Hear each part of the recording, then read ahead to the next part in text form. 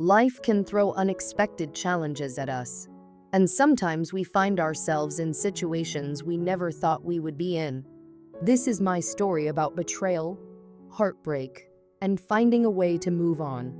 My wife and I had been together for nearly 7 years and were married for almost the same amount of time. We had built a life together, sharing dreams, laughter, and plans for the future. But everything changed 2 days ago when she confessed that she had been seeing another man. It all began when my wife, whom I loved deeply, told me that she had been having an affair with a coworker. This wasn't just a casual relationship, it had been going on for about 8 months. My heart sank when I heard this. I had my suspicions, especially in recent months, but I held her to a high moral standard. I never thought she could be capable of doing something so hurtful and disrespectful to our relationship. During those 8 months, my wife and I spent time with this guy. We had dinners and drinks, and I thought everything was normal. Little did I know, my wife was putting on an act while secretly engaging in a relationship behind my back. The guy she was seeing had just gone through a divorce, which made things even more complicated.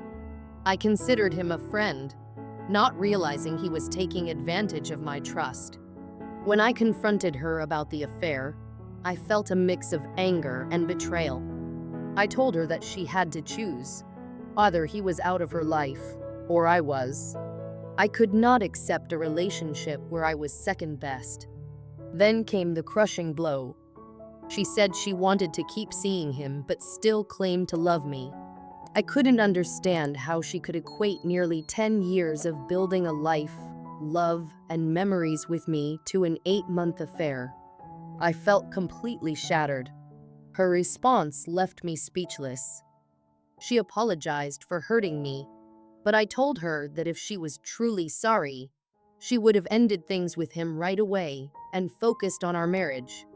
My heart was heavy with sadness, anger, and disappointment. I never thought I would find myself in a situation like this, and I was left feeling brokenhearted. I knew I couldn't beg her to come back. I had to accept my fate and begin the process of moving on. It was a painful realization, but I understood that I deserved better. I reached out to anyone who had gone through similar experiences, hoping to gain some wisdom or advice on how to navigate this difficult time. After I shared my story, I received a lot of love and support from the community. It was comforting to know I wasn't alone in my feelings. I learned that my wife's family had found out about the affair, and they were not happy with her at all. They reached out to me, offering their support and telling me they would always consider me family. Her sister, in particular, was furious with her. She even said she didn't want to see my wife anymore. This meant a lot to me because it showed that I wasn't the only one who felt betrayed. Her family's support helped me feel less isolated in this experience. While my wife was trying to hold on to her affair, I had to focus on myself. I decided to keep myself busy this weekend to avoid her. I set up a consultation with a lawyer for the following Tuesday to start the divorce process. It felt daunting, but I knew it was the right step. I began looking at housing options and even considered buying her out of the house we shared. Since my wife earned more money than I did, I also planned to file for spousal support. I knew that the road ahead would be challenging, but I felt a sense of empowerment. I was taking control of my life. I reminded myself that we didn't have children together, just a dog who would come with me. I had done all the work to raise and train her, so it was less complicated when it came to dividing our lives. My focus was on healing and moving forward. The days following my decision were filled with a range of emotions. I was still reeling from the betrayal, but there was also a sense of relief. I was making choices that would lead me toward a better future. My consultation with the lawyer went well, and we discussed the steps involved in the divorce process. Knowing I had a plan gave me a sense of security. As I prepared for the divorce, I also began to think about what my life would look like after this chapter ended. I was determined to find a way to reclaim my happiness. During this time, I continued to lean on the support from friends and family. They listened, offered advice, and reminded me that I was worthy of love and respect. One day, I received a call from my wife. She sounded desperate and upset. She wanted to talk about our relationship and how she could fix things. I listened but felt conflicted. Part of me wanted to hold on to the love we once had, but the other part of me knew that trust had been broken. I reminded myself of the commitment I had made to move on, no matter how hard it was. When I spoke to her, I told her I would think about her request to work on our relationship. I wanted to keep things amicable while I processed my feelings and finalized the divorce. But deep down, I was certain that divorce was the right choice for me. I wasn't going back, I was moving forward. As the weeks went by, I continued to make progress on the divorce. My lawyer helped me draft the necessary paperwork, and I prepared to serve my wife with the divorce papers. It was a tough decision, but I had to protect myself and my future. I focused on staying busy and surrounding myself with positive people who uplifted me. I also took time for self-care. I started exercising regularly, which helped improve my mood and clarity. I found that keeping my body active contributed to a healthier mindset. I knew that healing from this betrayal wouldn't happen overnight, but I was committed to putting in the effort. During this time, I also started to explore new hobbies and interests. I signed up for a cooking class and began learning how to make some of my favorite dishes. Cooking became a great way for me to express myself and find joy in the little things. I discovered a newfound love for trying out different recipes and sharing meals with friends. As I continued to prepare for the divorce, my wife's family remained supportive. They expressed their concerns for her, but made it clear that they stood by me. Her sister often checked in, ensuring I was okay and reminding me that I was loved. Having that support made a significant difference in my journey.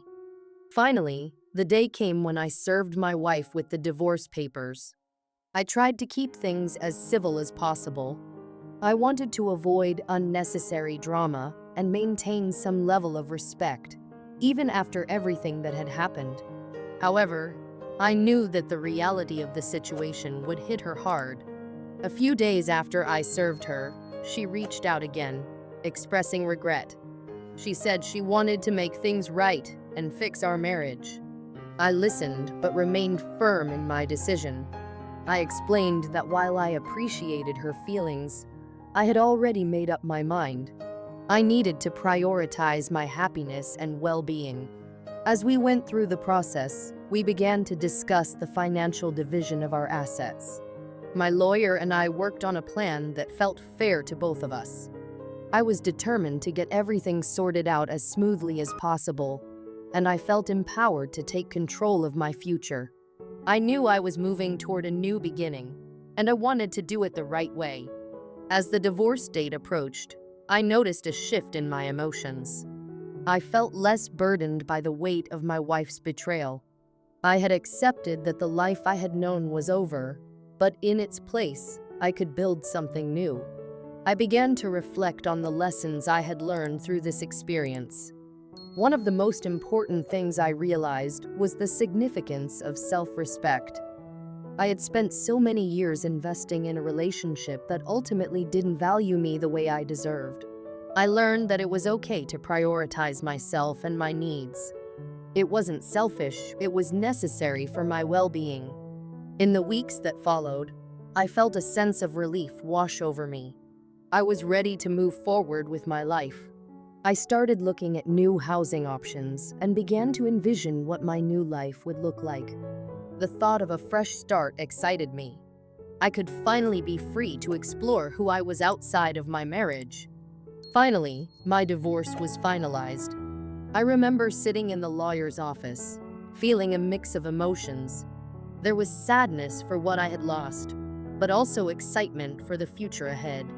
I knew that this was a chance for me to rebuild my life on my terms. I left the office feeling lighter, as if a heavy weight had been lifted from my shoulders. In the following weeks, I sold the house we had shared. It was bittersweet, but I knew it was necessary for me to move on. I felt proud of myself for taking these steps toward independence and healing. I took the time to celebrate my newfound freedom. I explored new places, met new people, and even started dating again. Through this process, I had learned a lot about resilience and self-discovery. I realized that I was capable of handling challenges I never thought I could face. The support from friends and family, combined with my determination to heal, helped me navigate through this difficult time. Looking back on everything, I can say with confidence that I've grown as a person. I learned that life may not always go as planned, but there's beauty in embracing change and moving forward. If anyone out there is struggling with infidelity or betrayal, I want to remind you that you are not alone. It's okay to take time for yourself, to grieve, and to heal.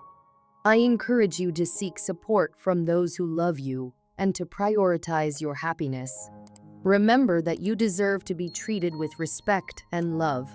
If you find yourself in a situation where you are not valued, don't be afraid to take the necessary steps to reclaim your life. Ultimately, when my wife said she loved someone else, it was the moment I realized I needed to let go of the past and embrace my future. I am now living my life with purpose, ready to welcome new opportunities and experiences. I've come to understand that love and happiness are worth fighting for, and I'm excited about the journey ahead. I'll never forget the day my girlfriend decided she wanted to start babysitting. Even though it was just for around $100 a week, I thought it was a good idea. I assured her that she didn't have to do it if she didn't want to. I was managing just fine on my own. Sure, we didn't have a lot of extra money, but our bills were paid, and we had food on the table. That's what really mattered, right? She looked at me and said, "I want to help out. It makes me feel good to contribute to our home." I understood where she was coming from, and I reminded her that she was already doing so much by taking care of our son and keeping the house clean, even with a rambunctious 2-year-old running around. So, after some discussion, we agreed that she could look for a babysitting job. It didn't take long for her to find one. She met a guy who had 2 daughters that needed someone to watch them Monday through Friday from 8 a.m. to 4 p.m. He offered her at least $300 a week, which sounded great to both of us. As the weeks went by, things seemed to be going well. The first week passed, and the guy started complimenting her on how well she was doing with his girls. "They really like you," he told her. But then he crossed a line. He started flirting with her. I had no idea this was happening at first because I usually worked the night shift from 2 p.m. to 11 p.m. One night, after my shift, she told me about his comments. I asked her if she had told him to stop, and she assured me that she did. I trusted her completely. She always communicated openly about these things. I'm not the kind of person who snoops through my partner's phone, because I believe that trust is essential in a relationship. But my girlfriend had a habit of checking my phone. I didn't mind too much since I had nothing to hide. Another week rolled by, and the flirting continued. One evening, she showed me the texts he had sent her. Thankfully, she hadn't responded to any of them. I asked her again if she told him to stop, and she reassured me that she had made it clear she was taken. However, I couldn't shake the feeling of frustration. What made things worse was that he hadn't paid her for babysitting after 2 weeks. I was footing the bill for extra groceries for the 2 girls she was watching, and he kept making excuses about why he hadn't paid her. I was getting fed up. Finally, after 2 weeks of waiting, he finally paid her, but he only gave her $300, even though he owed her $900. I understood that life can be challenging, so I tried to be patient. We were in need of groceries, So I told her, "That's awesome.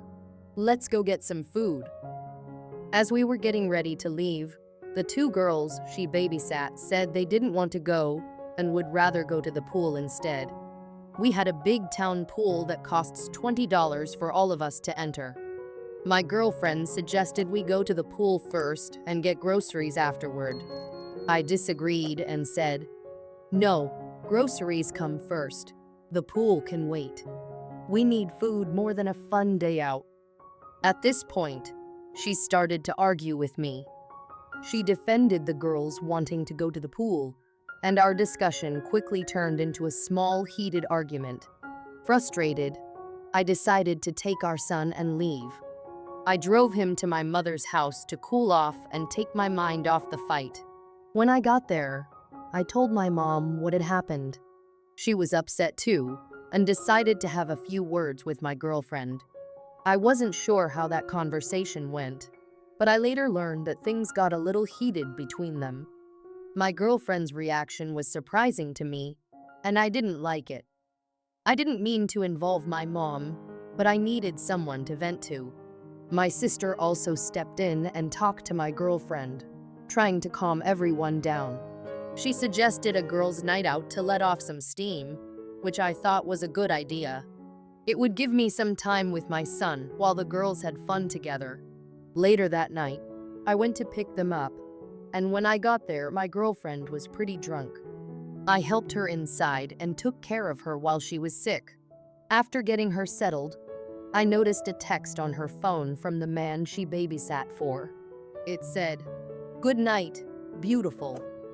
My heart sank. I was confused and hurt because she had told me he wasn't flirting with her anymore. I checked the messages, and what I read shattered my heart. They had been texting for about 2 weeks, calling each other beautiful, handsome, and sexy. They were talking about me behind my back and discussing when I went to work and when I was coming home.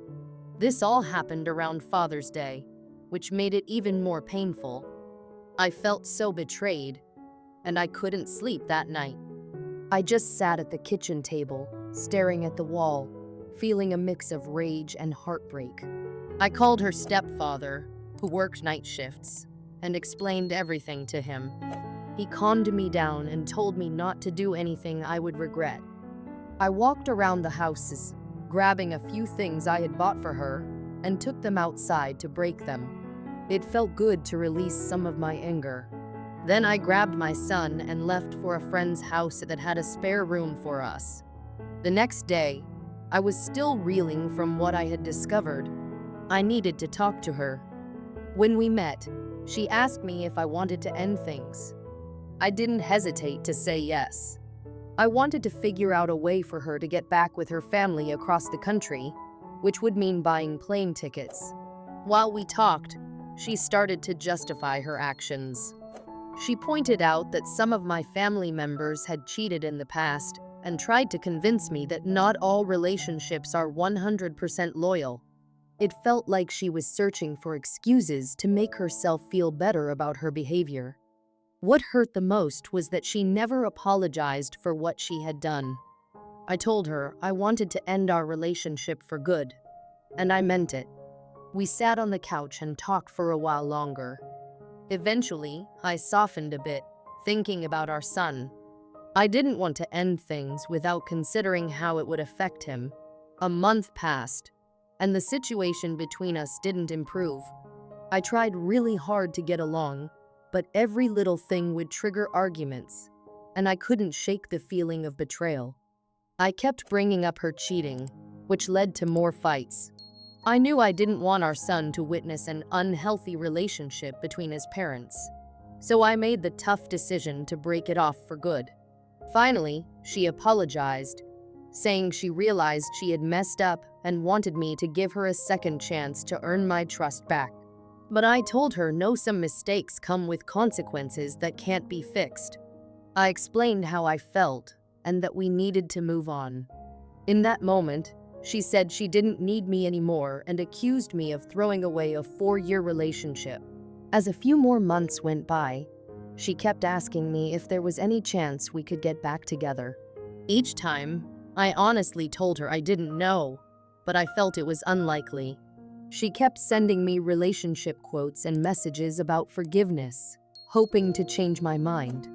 Despite my repeated requests for her to stop, she continued to text me, sending "we love and miss you" messages almost every day. Even now, over a year later, she still does this. I've told her multiple times that the only reason we should be in contact is about our son. Yet, she ignores that and continues to reach out about personal matters. Currently, I'm doing well. I have a good job and am working on myself, focusing on getting fit and healthier. I talk to my son at least once a week and have him for the summer, which is exciting for both of us. I've even started dating someone new. She's beautiful, and I'm really starting to like her. I've decided not to tell my ex about this new relationship because it's none of her business. The only time we should communicate is about our son.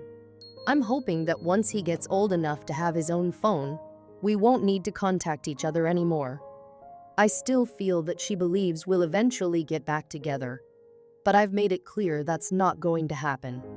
She continues to send me "I love you" messages, and many of the photos she sends of our son are of both of them together. I often ignore her texts, and when I do respond, it's usually very brief. I can't just block her though, because she's my main contact for our son. It puts me in a tricky situation. I don't want to fight for custody because she's been a stay-at-home mom for 3 years and is a great mother. She's never threatened to keep our son from me, and I don't believe she ever would. But I also didn't expect her to cheat. I know this is a lot to take in, and I apologize for leaving you hanging. I wanted to share my story because it's been a roller coaster of emotions, and I could really use some advice or insight from others who might have been in a similar situation. Thank you for taking the time to read my story. If you enjoyed it, please like, subscribe, and hit the notification bell so you don't miss our next video. Your support means the world to me, and I look forward to seeing you in the next one.